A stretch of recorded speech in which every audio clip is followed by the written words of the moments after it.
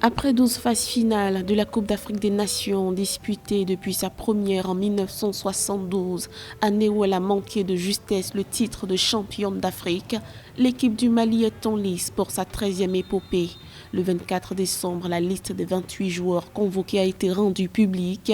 Sur cette liste s'annonce le retour du milieu de terrain Yves Bissouma, récemment élu joueur de l'année en Première Ligue, après plus de 3 ans de séparation pour mésentente avec la sélection. L'absence de l'attaquant emblématique Moussa Mariga se confirme. Le retour de Yves Bissouma est une bonne nouvelle parce que c'est un joueur de très grand talent. On le voit d'ailleurs avec ce qu'il fait dans son club en Angleterre. Et donc, c'est un joueur qui va forcément apporter de la plus-value à cette équipe.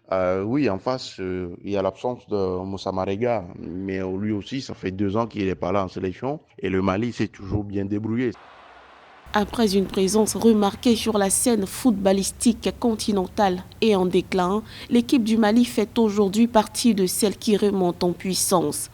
3 fois demi-finaliste et 2 fois médaillé de bronze, les Aigles se préparent à transcender ce modeste palmarès. Dans la poule F, les poulains de Mohamed Magasuba sont adversaires à la Tunisie, la Mauritanie et la Gambie.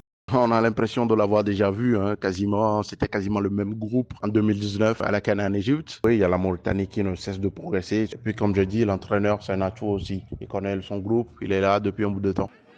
Finaliste en 1972 de la Coupe d'Afrique des Nations, les Aigles avaient perdu le match contre le Congo sur le score de 3-2.